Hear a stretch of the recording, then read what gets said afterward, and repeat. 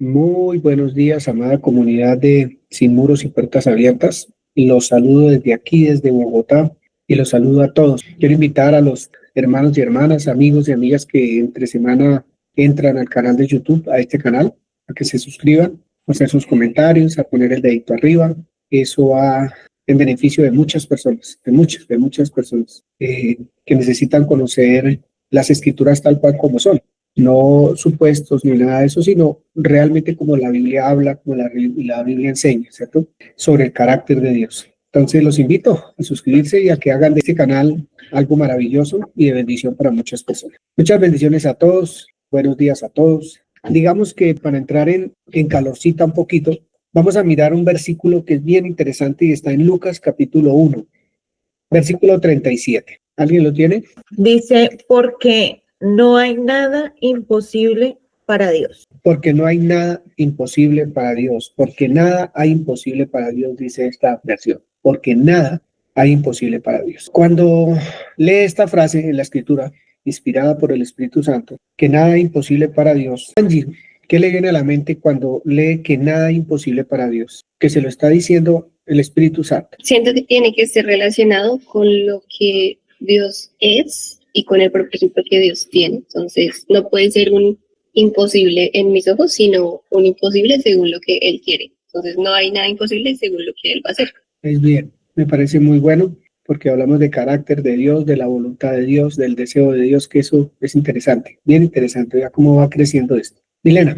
Veo que puedo tener confianza con ese Dios que se da a conocer y me dice, si está conmigo no hay nada imposible. No hay nada imposible. Bien, vamos a mirar que en la escritura, ya lo habíamos visto hace unos meses atrás, en la escritura hay unas 4 o 5 veces donde Dios dice que no hay nada imposible para Dios. Y como decía Angie, tiene que estar relacionado con lo que Dios es y con el deseo de Dios, o sea, la voluntad de Dios eterna por demás. Quería llevarnos, o sea, hacer un viajecito por las escrituras con respecto de una palabra que vino a mi corazón esta semana y es rescate. Hablar de rescate, ¿cierto? Se escucha mucho que fueron rescatados del naufragio tantas personas o de un teleférico que se varó por allá en alguna parte alta y que fueron rescatados. Se habla de muchos rescates en mucha parte, de una avalancha, de tantas cosas que suceden y las personas son rescatadas. Y usted y yo podemos también rescatar al drogadicto, al alcohólico, de esas problemáticas,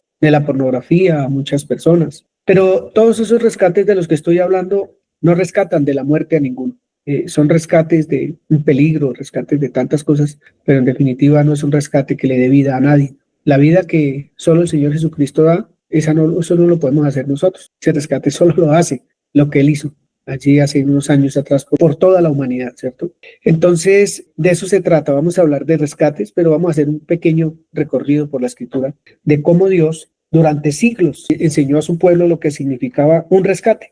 El propósito de ese rescate, hizo una pedagogía natural para que este pueblo pudiera entender lo que el Señor les quería mostrar espiritualmente. Todo el tiempo Dios estuvo mostrándole a la nación de Israel lo que significaba el rescate. ¿Por qué Dios les habló de rescate? Porque el primer hombre que apareció sobre la tierra, que Dios creó, luego formó, por su pecado, por su incredulidad, quedó separado de Dios, quedó muerto por su no comunión con el Señor, con su Padre, con su Creador. Quedó muerto, entonces esclavo quedó de sus propios pensamientos, esclavo de sí mismo y necesitaba un rescate. Ese rescate se le ofreció Dios, le ofreció el rescate, aunque es muy curioso y vamos a ver hoy un poquito, entender un poquito más por qué no se lo dijo a él personalmente, porque Dios no le habló del rescate a Adán personalmente, sino que se lo habló a la serpiente, como dice Génesis 3, 14 y 15. Entonces, ese rescate por la vida que había perdido el hombre mismo no lo podía dar.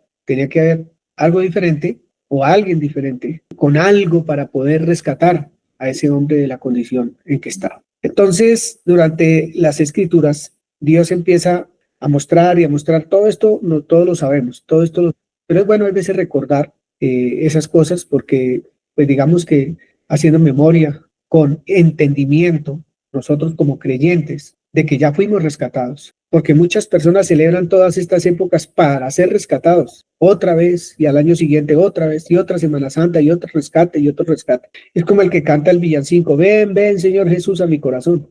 Todos los 24 de diciembre, ven Jesús a mi corazón, pero solo 24 de diciembre, mientras pasan las fiestas y mientras pasan todas estas cosas, ¿cierto? Y así puede pasar con todas estas cuestiones de la Semana Santa, que las gentes o las personas pretenden que con esas cosas, con eso que sucede, con todos esos ritos que se manejan, pagar el rescate, ser rescatados con eso que están haciendo, recibir la vida que el Señor Jesucristo dio hace mucho tiempo, ¿cierto? Entonces se hacen muchas cosas, muchas, como hablábamos, sacar de las drogas a la gente o demás, que son apenas movimientos, pueden ser hasta altruistas, de poder sacar a una persona de esas situaciones difíciles, pero que al fin de cuentas, si no se les habla del Señor Jesucristo o no se les presenta la vida, para que ellos decidan tomar esa vida, no pasa nada, no pasa absolutamente nada, como vamos a ver a través de las Escrituras. Entonces, rescate es un precio pagado por la libertad de un cautivo o esclavo. Todo esto lo saqué del hebreo, buscándolo por allá, y del griego. Es el precio pagado por la libertad de un cautivo o un esclavo. Se paga para recuperar algo o liberar a alguien de una obligación o circunstancia indeseable. Todo esto es lo que dice el diccionario. Entonces, como por ejemplo, en la ley levítica, cuando se hacía un censo, cuando se mandaba a alguien a hacer un censo, ¿cierto? Todos los hombres de 20 años arriba tenían que pagar, tenían que entregar a los sacerdotes o a los que estaban haciendo el censo un rescate, y en ese, pues hoy en día, se llama cofer, en el hebreo es cofer, con K, cofer. Se pagaba un rescate que al día de hoy son de 5,000 pesos, sacando las cuentas hoy, ¿cierto? Un rescate por su alma. No importaba si era rico o pobre o quien fuera, tenía que pagar 5 pesos. Todos tenían que pagar 5 pesos. Era como $1, más o menos. Los estudiosos dicen que eso pasaba porque seguramente como era un censo a personas, a seres humanos, entonces se tenía que hacer eso, pagar por ese censo, para no ser castigados por Dios, para muchas cosas. Y eso está, si ustedes lo quieren estudiar un poco, en Éxodo 30. Ahí van a encontrar ustedes en Éxodo 30 ese tipo de rescate que se pagaba después de un censo. Toca llevar ese rescate a los sacerdotes, ¿cierto?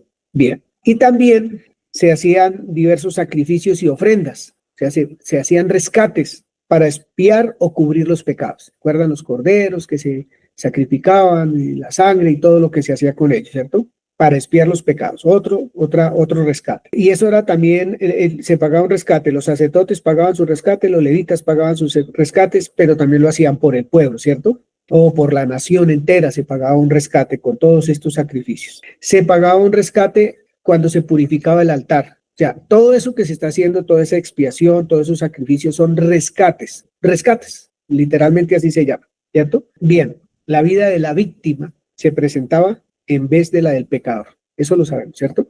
Al animalito se le quitaba la vida y ese animalito estaba tomando el lugar de la persona que quería expiar su pecado. La vida del animalito por la vida del que estaba allí expiando por su pecado. Entonces, eso era lo que se hacía allí. Se regaba o se esparcía la sangre como expiación sobre el altar de Dios, aunque todo eso era limitado. Todo eso era limitado. Nada de eso era concluyente, nada de eso era, como dice la Escritura, era la sombra del bien venidero apenas. Era Dios haciendo el ejercicio con el pueblo de Israel, para que el pueblo de Israel entendiera. Voy a decir una palabra que suena feísimo, para que el pueblo de Israel con los años se aburriera de tanto sacrificio, vayan del sacerdote, llévelo y hágale, y que se pusiera a pensar, oye, pero yo ¿por qué hago todo esto? ¿Qué será lo que Dios me quiere enseñar con esto? Pero realmente eso no lo hicieron. Lo que hicieron fue acomodarse y convertir eso en un rito, ¿cierto? En hacerlo, y eso se convirtió en la religión de la nación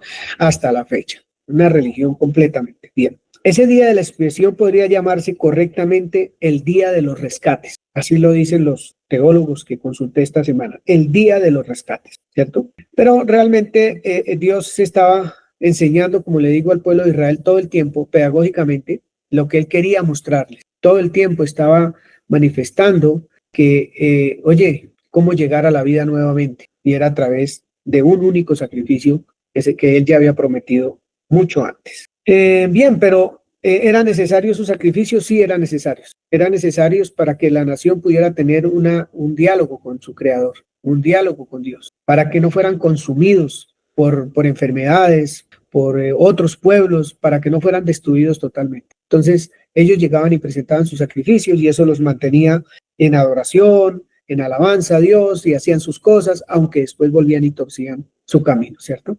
Todo el tiempo. Eso está, ustedes lo pueden ver en Levíticos 17, Levíticos 23, pero también lo pueden comparar con Hebreos 9 y Hebreos 10. Ahí está todo lo que les estoy yo expresando en este momento como un recorrido pequeño por las escrituras, por la palabra de Dios. Había una muy interesante que me pareció y es la de los toros. Entonces, de pronto, cuando lo lean, va a ser bonito leer eso porque va a traer mucha enseñanza. Y eso está en Éxodo 21. Entonces, un señor tenía un toro y si lo dejaba suelto al toro y el toro iba y mataba a una persona, la ley decía que el dueño del toro tenía que morir porque ese toro suyo mató a otra persona, lo corneó y lo mató, ¿cierto? Eso está ya en Éxodo. Entonces, también si iban al juez o al sacerdote, a quien fueran allí, y le decían, mire, lo que pasa es que el toro del vecino tal mató a mi familiar. Entonces, él decía, bueno, su familiar tiene que morir o decía, tiene que pagar un rescate. El rescate era la vida del dueño del toro o un rescate en dinero. Él le decía cómo tenía que pagarlo y tenía que hacer efectivo el pago, ¿cierto? El rescate o la suma pagada tomaba el lugar de su propia vida y compensaba la vida perdida. Un toro. Mire todas esas leyes que existían y que uno va descubriendo cada vez que lee todos esos libros allá tan aburridos como nos parece a muchos, eso de Levíticos, Números, Deuteronomio y todo eso que digo, bien, pero esos son muy buenos. Entonces, la pregunta que yo tengo es, ¿con eso se resucitaba al señor que mató al toro? ¿Con eso tomaba la vida otra vez el señor que murió? Pero hay otra. Si un hombre mataba a una persona deliberadamente, ¿ustedes saben quién mató muchas personas deliberadamente en la Biblia? Alguien que me diga quién mató muchas personas deliberadamente en la Biblia. Los valientes de David y también Sansón. Más para atrasito. Otro, pero más atrasito de esos. Gracias, Luis. Bueno, para no pensar tanto porque de pronto se nos va aquí toda la enseñanza en eso. Hay uno que mató, dice la escritura, ¿qué dice la escritura en primera de Timoteo 2:14, parte A? ¿Quién la quiere leer? A ver, ¿quién mató deliberadamente millones y millones de personas? ¿Y Adán no fue engañado? ¿Adán fue engañado? No. Entonces, ¿cuántos mató? A todos. Un asesino serial, la cosa más tremenda. Adán los mató a todos. Y lo más tremendo era que no habían nacido. Estaban en sus lomos. Un asesino serial y los mató a todos el tipo. Bien, la pregunta es, el tipo mataba a alguien, allá en Números, ¿cierto? Mataba a alguien, Números 35. Mataba a alguien y la sentencia era que ese también tenía que morir para rescatar o pagar por la muerte del que mató. Vuelvo y digo, ¿este rescate solucionaba algo? ¿Le devolvía la vida a la persona que había matado? ¿O el toro? ¿O la persona que asesinó a otro? Pues no podía hacer nada, no solucionaba absolutamente nada. La muerte, si Dios hubiese matado físicamente a Adán, ¿qué hubiera solucionado? Nada, absolutamente nada. Ese tipo de rescates no solucionaba nada.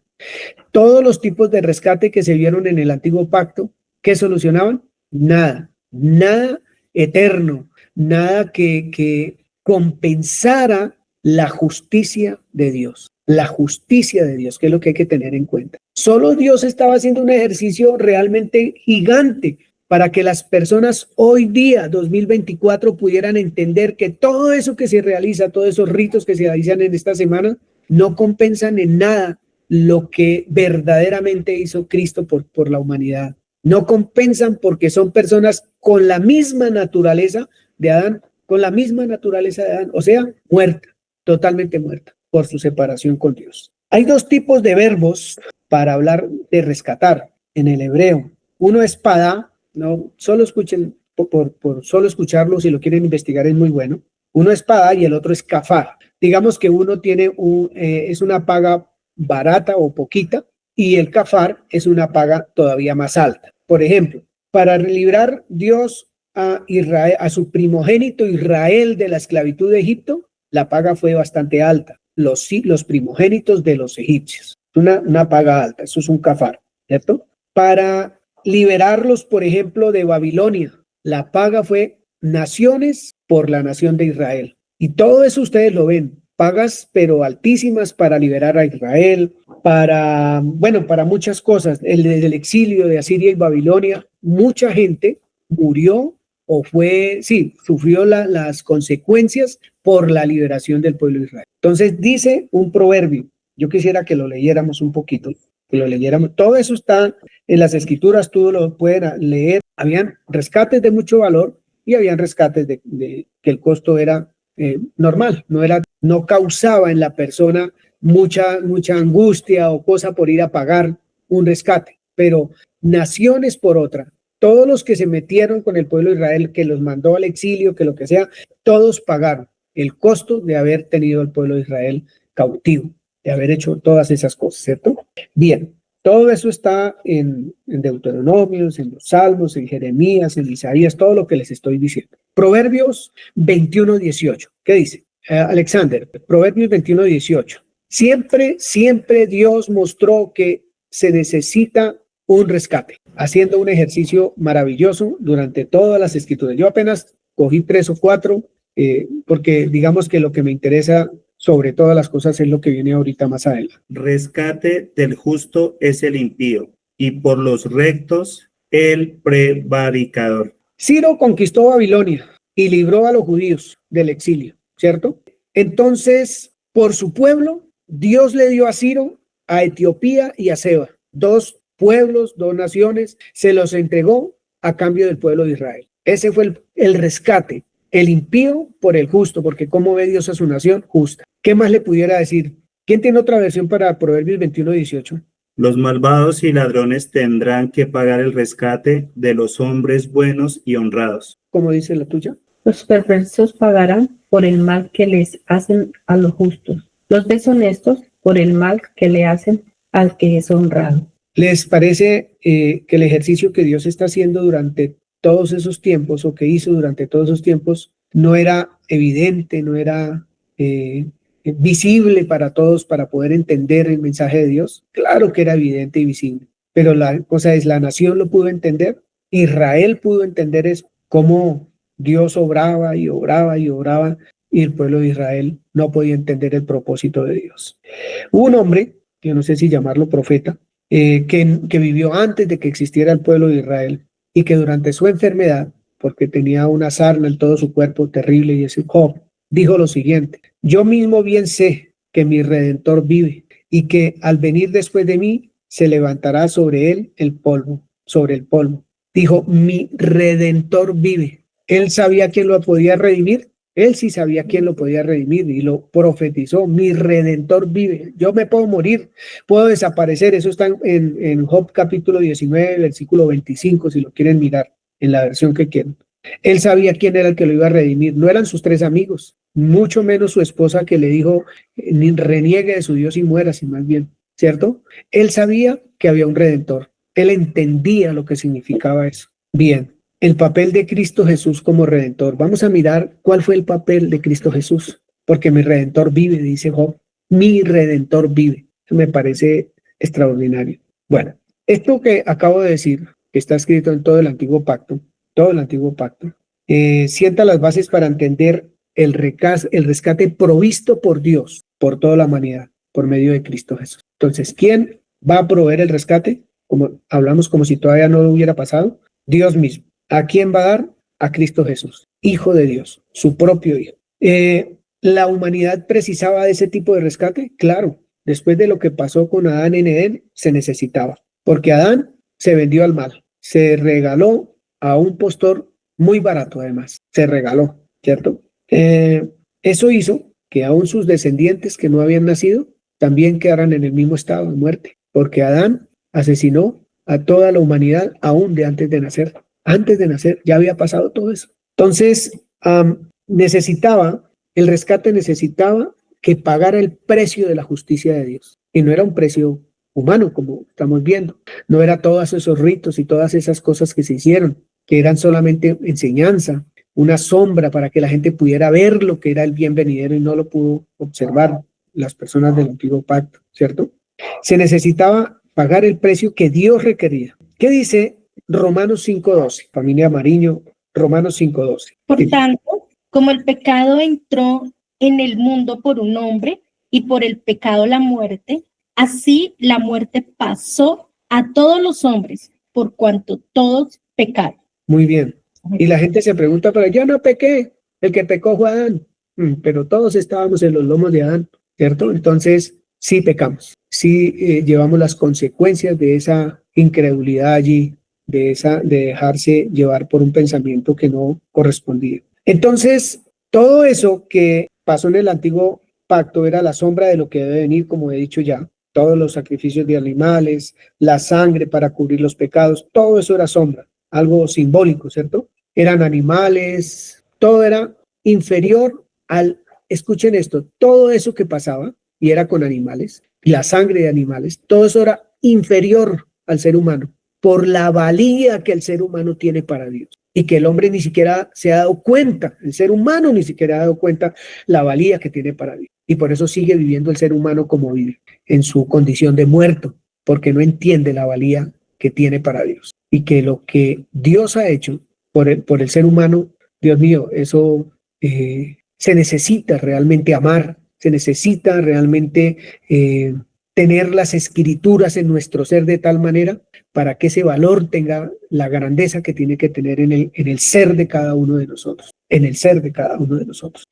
Hebreos 10 dice que nada de eso funcionaba, nada de eso podía quitar los pecados, nada de eso podía dar vida, nada de eso dice Hebreos 10. Pero lo que sí dice es la escritura que cómo deberían ser los animales, perfectos. Tenían que ser perfectos. El cordero tenía que ser perfecto, sin mancha, que no se le viera ningún defecto por ningún lado, ¿cierto? Por lo tanto, como es la sombra del bien venidero, el verdadero sacrificio, el verdadero rescate, ¿cómo debía ser? Perfecto, perfecto. Adán en el huerto, ¿cómo era? Perfecto. Un hombre perfecto que decidió no creerle a Dios, murió, quedó separado de Dios. ¿Qué se necesitaba para el rescate? Un hombre perfecto, hombre por hombre. Perfecto. Por eso cuando un hombre mataba a otro hombre y tenía que dar la vida por el que mató, ¿cuál de los dos era perfecto? Ninguno de los dos. Por eso el rescate no funcionaba. El rescate no servía de nada, porque un muerto dando la vida por otro muerto no pagaba el precio realmente. Pero el segundo Adán,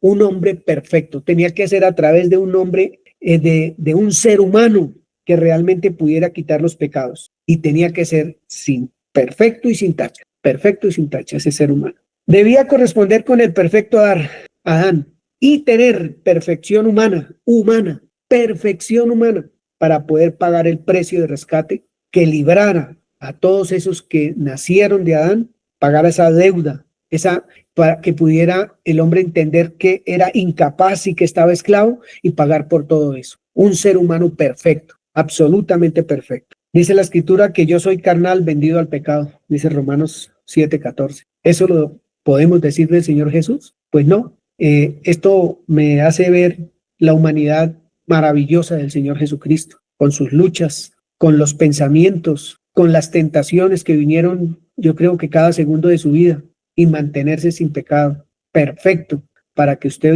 hoy, usted y yo estemos acá sentados ante la Escritura como hijos de Dios, también hoy, como si jamás hubiéramos pecado, porque su sangre nos quitó el pecado. Eso tiene que ser glorioso para nosotros. Eso tiene que realmente tener el valor necesario para nosotros caminar como Dios quiere que caminemos, de acuerdo al precio que se pagó, al cofar que se pagó, barato o caro, al cofer. Es un precio muy alto, realmente muy alto que se pagó por la vida nuestra, para que pudiéramos tener vida nuevamente. Solamente así se podía satisfacer la justicia perfecta de Dios, solamente a través de un hombre perfecto, un hombre sin pecado, pero un ser humano como cualquiera de nosotros. No podía ser de otra manera, porque fue un ser humano el que pecó, tenía que ser un ser humano el que rescataba, tenía que ser un ser humano vivo para poder rescatar, no un ser humano muerto por otro muerto, no funciona como vimos allí en el antiguo pacto. Tenía que ser un ser humano que tuviera vida en sí mismo, como la tiene el Señor Jesucristo. Bien, en el Éxodo 21, del 23 al 25, hay una ley, lo que estaba diciéndoles ahorita, que era vida por vida, diente por diente, ojo por ojo. Así era, dice Éxodo 21.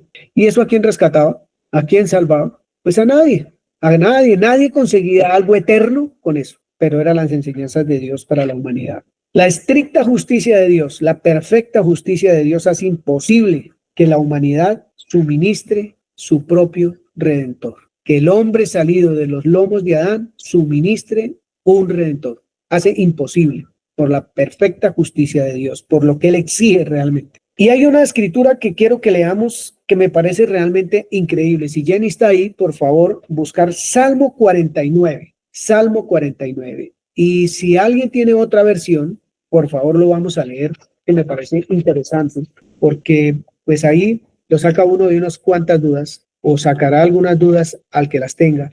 Yo realmente no las tengo de ese tipo, pero vamos a mirar qué nos dice la escritura. Salmo 49. Oíd esto, pueblos todos, escuchad, habitantes todos del mundo. ¿Se queda alguien por fuera? No.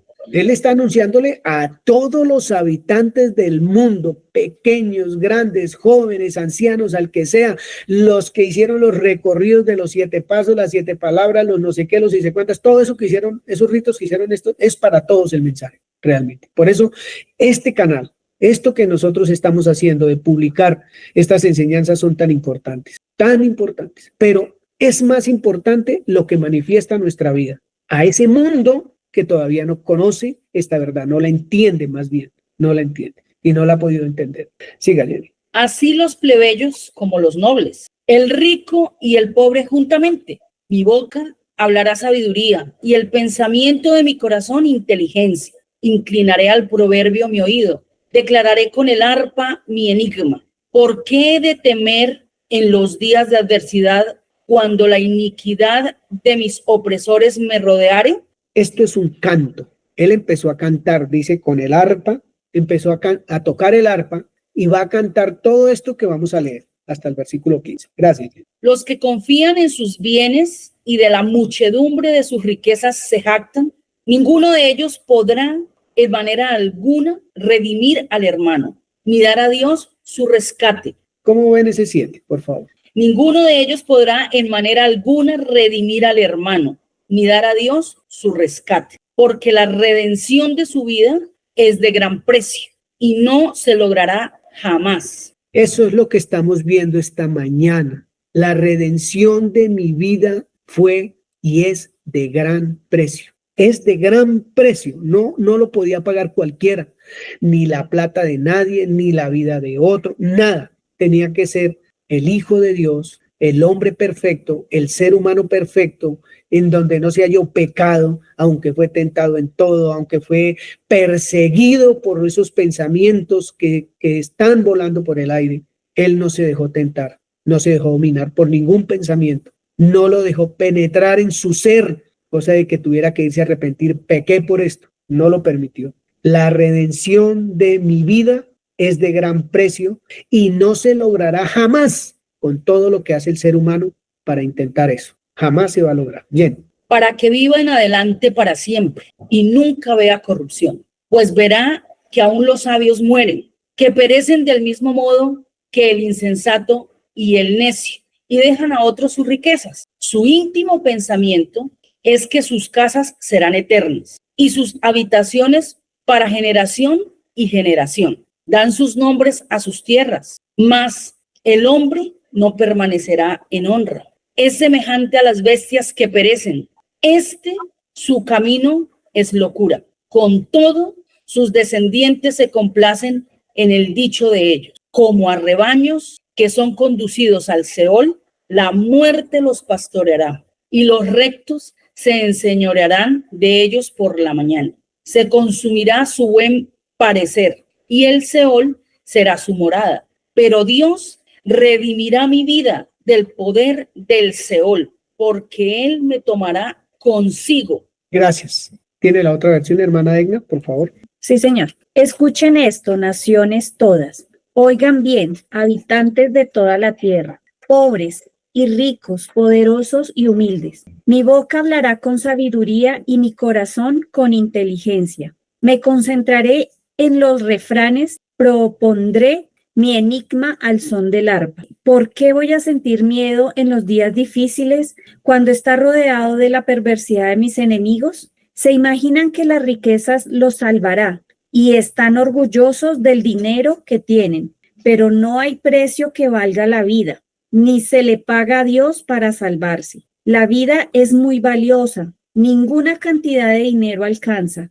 para poder vivir para siempre y librarse de la muerte. Podrán darse cuenta de que tanto el sabio como el tonto y el ignorante, todos mueren por igual, y otros se quedan con sus riquezas. Aunque tuvieron tierras a su nombre, la tumba será para ellos su nuevo hogar, para toda la eternidad, su habitación de generación en generación. El ser humano no entiende que por más dinero que tenga, mueren al igual que las bestias. Eso es lo que le pasa a los que se sienten tan confiados. En eso acaban los que se complacen en su propia palabrería.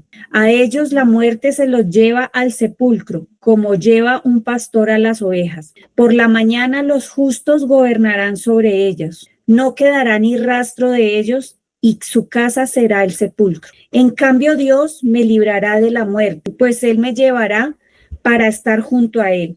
Gracias. Dios satisfizo su propia justicia. No podía ser otro. Sus propios requisitos, que no le salieron nada baratos, porque fue un alto costo para nuestro Padre darle el valor a su justicia, a su misma justicia. Nadie pagó por la justicia de Dios. Él mismo se proveyó el costo de su propia justicia. Era muy alto el precio que había que pagar. Y su hijo, su primogénito, fue el que tomó el lugar como el Cordero de Dios que quita el pecado del mundo. No podía ser de otra manera. Vemos en este salmo que el hombre puede hacer los esfuerzos que sea, lo que quiera hacer, pero como quiera, dice que la muerte los pastorea hacia el sepulcro. Eso es lo que hace la persona que está tratando de buscar salvación por su propia cuenta. Entonces veíamos al principio, para orar, que para el hombre el rescate es imposible. Para el ser humano el rescate es imposible para el hombre, pero para Dios no hay nada imposible. Para Dios no hay nada imposible cuando se trata de salvar a una persona. Hizo una obra extraordinaria por usted y por mí.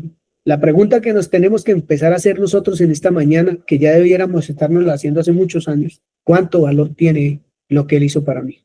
Y esa pregunta se puede hacer es por la vida que puedo estar llevando, por los pensamientos que se agolpan todos los días en mi mente, por lo que hablo, por los hechos. ¿Qué valor tiene eso para mí? Lo he meditado, lo he pensado, no sé. Eso ya es muy personal. El alto costo de la altísima justicia de Dios, porque nada podía suplir esa justicia, fue la vida del propio Hijo de Dios para mi redención, para mi rescate. No se podía de otra manera. ¿Qué dice Romanos 5, versículos 6 al 8? Hermano Pedro, Romanos 5 del 6 al 8. Cuando nosotros los pecadores no podíamos salvarnos, Cristo murió por nosotros. Murió en el momento elegido por Dios. En realidad no es fácil que alguien esté dispuesto a dar su vida por otra persona, aunque sea muy buena y honrada. Tal vez podríamos encontrar a alguien que diera su vida por alguna persona realmente buena, pero Dios nos demostró su gran amor al enviar a Jesucristo a morir por nosotros, a pesar de que nosotros todavía éramos pecadores. Gracias, hermano Pedro. Creo que eso va resumiendo un poco lo que el antiguo pacto nos quería enseñar, lo que nos está enseñando la obra de la cruz ya hoy, lo que nos sigue enseñando, que podamos entender. Yo creo que Dios no nos recuerda esto porque nosotros no lo necesitemos. Realmente Él se acerca a nosotros porque tenemos una necesidad profunda de Él todo el tiempo, y que el ser humano es tan olvidadizo. Al ser humano se le olvida muy fácil, las cosas espirituales se le olvidan fácil. Y entonces el ser humano se deja dominar por la parte natural y empiezan los sufrimientos en uno, las enfermedades, tantas cosas que empiezan a pasar en el ser humano que se empieza a olvidar a quién le pertenece, cuánto pagaron por él, quién es su Señor, cómo es su vida, cómo la debe llevar, a quién está manifestando en cada acto de su vida, con cada palabra, con cada pensamiento, ¿cierto? Entonces Dios lo que hace es salirnos al paso, al encuentro para decirnos, hermano, mira, te quiero recordar esto, lo que nos está recordando en este día. Eso me parece extraordinario, de un amor que yo no sé cómo cuantificar eso, porque creo que no se puede cuantificar. Lucas 1 dice así, bueno, pero vamos a mirar qué es lo que está diciendo aquí. Entonces, con lo que acaba de leer el hermano Pedro, no hay hombre que pueda dar la vida en rescate por otro, hablando del rescate de la vida eterna. Como no había eso, entonces fue preciso que el Hijo de Dios se hiciera hombre para corresponder con el perfecto Adán. Dios lo hizo posible al transferir la vida de su hijo del cielo a la matriz de María. Tenemos esa historia en el capítulo 1 de Lucas, del 26 al 37, cómo el Espíritu Santo cubrió con su sombra a María y dijo muy clarito, el santo ser que nacerá será llamado Hijo de Dios, Hijo del Altísimo. No podía ser cualquier hombre, ¿cierto? Ese ser que iban a ser no debía deber su vida a ningún ser humano, o sea, que ningún ser humano lo hubiera engendrado. No podía ser José el que engendraba a María para que naciera Jesús, porque José era de la descendencia de Adán, muerto, separado de Dios también, necesitado de salvación. María, ¿a quién pertenecía? De la misma generación, muerta y separada de Dios. Necesitaba que el que engendrara la matriz de María, el óvulo de María, tenía que ser el Espíritu Santo, el esperma de Dios, lo santo de Dios, lo justo de Dios, lo verdadero de Dios, la esencia misma de Dios, embarazando a María. No podía ser de otra manera. Y si no, no hubiera rescate hasta este momento. Estaríamos todavía en la condición en que están muchos seres humanos separados de Dios. Bien, Lucas 1 del 26 al 37, ahí está eso, en Juan 1:14 también. Bien, el Señor Jesús se mantuvo libre de pecado durante toda su vida.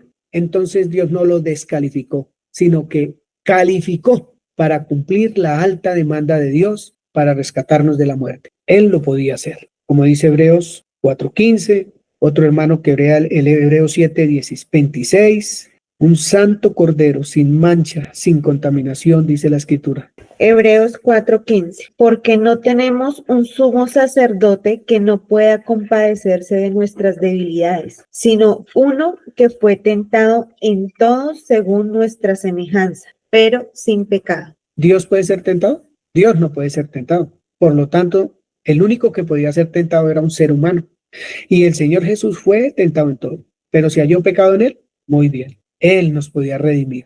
Hebreos 7:26. Porque tal sumo sacerdote nos convenía, santo, inocente, sin mancha, apartado de los pecadores y hecho más sublime que los cielos. Parece que fue un precio bastante alto. Parece que es algo extraordinario.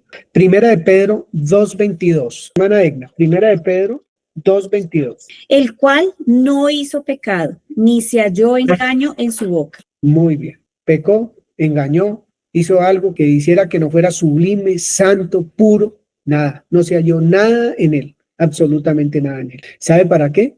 Para que nosotros tuviéramos vida. Vida abundante. Vida eterna. Para que nosotros hoy vivamos una fiesta. Y mañana que es hoy una fiesta, y dentro de 10 años si está vivo o viva o yo, una fiesta, vivamos esa fiesta de la vida que el Señor nos dio todo el tiempo, una forma de gozo, de agradecimiento maravilloso que haga que nuestra vida sea diferente a la que tenemos hoy. Sanos físicamente, porque somos sanos de nuestra mente, porque somos sanos de espíritu, alma y cuerpo. Al entender todas estas cosas, al tomarla para nosotros, a vivirlas realmente. Yo no les prometo que con esto van a conseguir millones.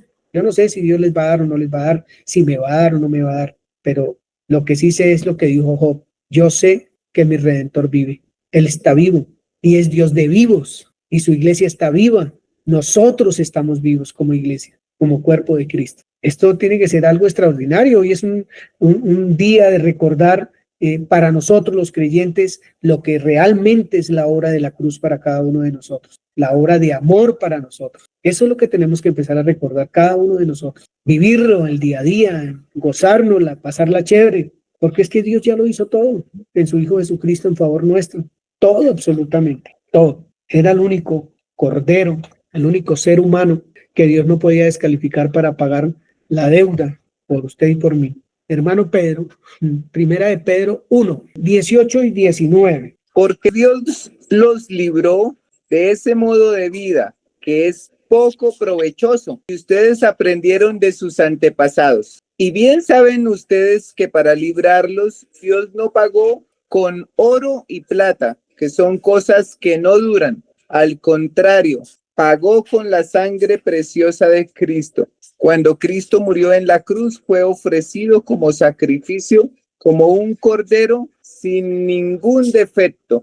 Gracias, hermano Pedro. Hermana Nelcy, Mateo 20:28. Mateo 20:28. Como el Hijo del Hombre no vino para ser servido, sino para servir y para dar vida en rescate por muchos. Para dar su vida en En rescate por todos. Su vida en rescate por todos. ¿Por qué podía dar su vida? Porque no pecó. Porque no pecó. Por lo tanto, estaba vivo. Un hombre vivo. Nosotros los cristianos fuimos comprados por precio, dice la Escritura. Cristo Jesús fue el pago correspondiente, o sea, el que exigía la justicia de Dios. Hebreos 9:24 dice así: porque no entró Cristo en el santuario hecho de mano, figura del verdadero, sino en el cielo mismo, para presentarse ahora ante Dios. ¿Sí leí bien? Por nosotros. Por nosotros ante Dios. ¿Quién más se podía presentar? ¿El dinero que yo tenga? ¿Mi mejor amigo? ¿El que yo creo que es el más, como dice mi nieto, el más bueno? ¿O realmente el que era santo, justo, sublime, sin pecado, sin mancha? El que se podía presentar delante de mí con su propia sangre para redimir mi vida, para pagar el rescate. No lo podía hacer otra persona sino él. Absolutamente. Entonces, él entró allí en la misma presencia de nuestro Santísimo Padre para presentarse por mí ante él y ofreciéndole al Padre su propia sangre y habiendo quitado de nosotros los pecados. Eso se llama vida por vida, porque necesitábamos la vida que él nos regaló. De esta manera, ¿a quién consiguió Jesús con su vida? ¿Qué fue lo que logró Jesús dando su vida por nosotros? Siendo aceptada esa sangre por nuestro Padre, siendo aceptado su sacrificio como Cordero sin mancha, ¿qué consiguió? ¿Cuál fue el regalo que consiguió el Señor Jesucristo? Uno que levante la mano y me pueda decir cuál fue el regalo que consiguió el Señor Jesús. ¿Qué regalo le dieron? ¿Qué fue lo que él obtuvo con el sacrificio, habiendo dado su vida, el rescate por cada uno de nosotros? ¿Qué fue lo que él obtuvo? Pues yo creo que fue vida, gracia para nosotros, vida para los que estábamos muertos. Sí, él nos regaló vida, sí, pero ¿qué consiguió con eso?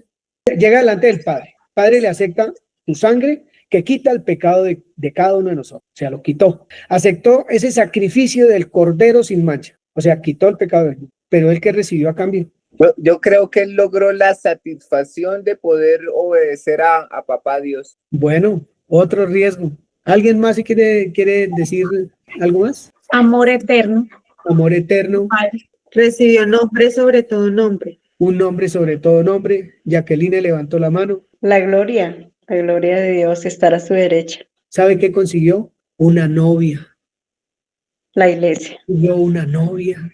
Eso fue lo que obtuvo, una novia, y esa novia está esperando casarse con ese prometido. Una novia consiguió. ¿Y cómo es esa novia? ¿Cómo es esa novia? Efesios capítulo 5, del 25 al 27. ¿Cómo es esa novia que él consiguió? Maridos, amad a vuestras mujeres, así como Cristo amó a la iglesia y se entregó a sí mismo por ella. Ojo, ahí enseguida. Para santificarla, habiéndola purificado en el lavamiento del agua por la palabra, a fin de presentársela a sí mismo, una iglesia gloriosa, que no tuviese mancha, ni arruga, ni cosa semejante, sino que fuese santa y sin mancha. ¿Cómo les parece esa noviecita que tiene el Señor? Cualquier ¿Puedo leerle en este? Por favor. Dice, los esposos deben amar a sus esposas así como Cristo amó a la iglesia y dio su vida por ella. Lo hizo para hacerla solo suya, limpiándola por medio de su mensaje y del bautismo. Cristo quiso regalarse a sí mismo una iglesia gloriosa, apartada del mal y perfecta, con un vestido sin una sola arruga, ni una sola mancha, ni nada parecido. Entonces, para presentarse a sí mismo una novia gloriosa, sin mancha, sin arruga, nada, santa y sin mancha. ¿Valió la pena ese sacrificio? ¿Valió la pena, hermanos y hermanas? Si miramos hacia adentro, ¿valió la pena? Nuestra vida muestra que valió la pena ese sacrificio del Señor Jesús. Yo digo que sí, porque es que nada de Él es en vano. Y la obra que Él comienza la termina, y el proceso que Él está haciendo con su novia lo está haciendo perfecto, verdadero, lo está haciendo visible para la humanidad que todavía necesita entender la vida que el Señor Jesús dio. Ese hombre que vino a dar su vida por usted y por mí, pero que los demás necesitan conocer, que los demás necesitan saber. Y es muy sencillo hacer, muy sencillo. El día que el Hijo de Dios se decida a manifestar quién es su papá, quién es su Salvador, eso no es difícil. Cuesta sí, pero no es difícil, porque es que la obra es de Él. y nosotros caminamos lo que Él ya hizo antes para que nosotros anduviésemos en eso, manifestando quién es nuestro papá, quién es nuestro Señor, quién es nuestro Rey. Jacqueline levantó la mano. Es que estaba recordando en Isaías 53 todo ese momento tan impresionante del que habla Isaías, del momento de la pasión y muerte y resurrección de nuestro Señor Jesucristo. Y hay un pedacito en el 53:11 que dice: verá el fruto de la aflicción de su alma y quedará satisfecho. O sea, nos vio a nosotros. Gracias, Jackie. Jenny. Me parece muy linda la característica del rescate, ¿sí? Solo el dueño puede rescatar lo que ha perdido, ¿cierto? Es el interesado. Y recuperarlo le implicó su propia vida, ¿sí? Y me parece impresionante pensar en eso, que creo que es la pregunta del millón. Siempre la gente dice, ¿cómo Dios se hizo hombre? La Escritura nos cuenta que se despojó y nos cuenta que se despojó de su gloria, porque no podía rescatar como Dios, sino como hombre, porque la vida de la carne está en la sangre. Se necesitaba ser humano. Entonces me parece maravilloso, qué enseñanza tan maravillosa, tan linda. De verdad, esto le produce a uno una emoción tan grande que es indescriptible. Hoy pensaba, ¿cómo es posible que como creyentes aún pueda existir el temor en nosotros después de que Él dio su propia vida y nos manifestó su amor? Y el amor echa fuera el temor. La Escritura dice que el que se ha perfeccionado en el amor puede vivir sin temor. Y realmente, hoy pensaba en eso, no debería existir la más mínima duda de que Él nos va a abandonar, nos va a dejar, de que no podemos. Si no hay nada imposible para Dios y dio su propia vida, ¿qué otra cosa no nos dará? Creo que es un grito del cielo, es algo demasiado grandioso, porque pensaba en que si Él rescató lo suyo, con razón Satanás lleva el apelativo de ladrón. Se robó algo que en realidad no le pertenece. Es un ladrón que vino a robar, matar y destruir. Y se lo permitimos, porque incluso como creyentes a veces nos roba la paz y nos roba la misma fe y nos roba la esperanza y mata relaciones, comuniones. Pero es necesario, como dijo él, resistan firmes, resistid firmes, someteos pues a Dios, resistid y Él huirá. Y a veces viene y nos oprime porque no entendemos que el Señor Jesucristo, Joba dijo algo que me pareció impresionante. Dios, ese hombre mató despiadadamente, ¿cierto? Y uno dice, en toda guerra hay armas, deliberadamente mató, ¿cierto? Y uno piensa en una guerra y uno dice, ¿cuál fue el arma que usó? Pues este hombre no usó ningún arma, pero mató la humanidad entera. Y viene otro hombre que tampoco usa un arma y también rescata a toda una humanidad. Y venció, dice la Escritura. Dice que venció la muerte. Solo podía vencerla con la vida eterna, la misma vida. Pero esto es tan grandioso y tan sublime que es que no podía hacerlo como Dios. ¿Cuál hubiera sido el chiste? Si es que Dios es poderoso, solo necesita una orden. Pero cuando uno piensa en esa humanidad, en esa fragilidad, en esa condición que se hizo semejante a nosotros, es donde uno dice, qué admirable toda esta obra, qué admirable todo este suceso, es impresionante, es que con razón ha recibido lo que recibió. Y quiero decir algo porque yo hizo la pregunta, ¿qué fue lo que recibió cuando llegó? Creo que no podemos dejar pasar por alto que él recibió la promesa, era digno de recibirla, de recibir la promesa. Él subió. Y quiero leer esta escritura porque, permítame, hermanos, por favor, me parece tan lindo, de verdad estoy tan emocionada escuchando esta enseñanza, he llorado no sé cuántas veces, y quiero decirles, hermanos, que quiero leer esto y me permiten, por favor, resaltar esta escritura. Varones israelitas, oíd estas palabras. Jesús Nazareno, varón aprobado por Dios entre vosotros, con las maravillas, prodigios y señales que Dios hizo entre vosotros por medio de él, como vosotros mismos sabéis. A este, entregado por el determinado consejo y anticipado conocimiento de Dios, prendiste y mataste por manos de inicuos, crucificándole, al cual Dios levantó, suelto los dolores de la muerte, por cuanto era imposible que fuese retenido por ella. Él había vencido la muerte. La venció con el arma más poderosa que existe, porque David dice de él, veía al Señor siempre delante de mí, porque está a mi diestra, no seré conmovido, por lo cual mi corazón se alegró y se gozó mi lengua, y aún mi carne descansará en esperanza, porque no dejarás mi alma en el Hades, ni permitirás que tu santo vea corrupción. 31. Viéndolo antes, habló de la resurrección de Cristo, que su alma no fue dejada en el Hades, ni su carne vio corrupción. A este Jesús resucitó Dios, de lo cual todos nosotros somos testigos. Así que, exaltado por la diestra de Dios y habiendo recibido del Padre la promesa del Espíritu Santo, ha derramado esto que vosotros veis y oís. Entonces, realmente mi corazón hoy se goza de escuchar una enseñanza tan maravillosa, donde es una obra que realmente a veces no alcanzamos a comprender y que se nos esfuma por momentos, cuando caemos presos en el engaño de la mente, cuando los sentidos a veces nos engañan y nos distraemos y caemos en la trampa del engaño nuevamente, porque esa es la obra de Satanás, engañarnos a través de los sentidos. Pero esto nos tiene que dar firmeza en recordar en que ha sido una obra terminada, una obra perfecta, una obra que jamás nadie podrá acabar, porque Él venció la muerte y nos ha hecho eternos y pertenecemos a ese reino donde nos ha trasladado al reino de su amado Hijo. Porque haber pagado este rescate con su propia vida, no había otra forma, y en esa forma humana, siempre nos dejará realmente en una posición donde Él es el Señor.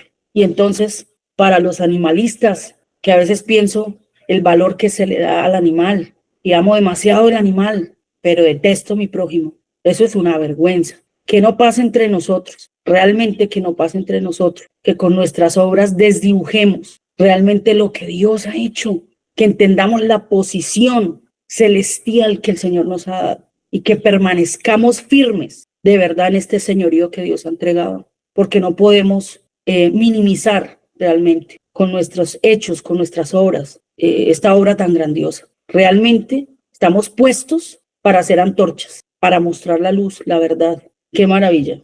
Realmente esto doy una aleluya de verdad por esta obra tan linda y grandiosa que Dios ha hecho. Es incomparable con ninguna otra sabiduría, no hay forma de comparar esto con nada absolutamente. Esto es grandioso realmente y pertenecer a Él mucho más. Gracias, hermanos. Hermanos, gracias por estar con nosotros, a cada familia.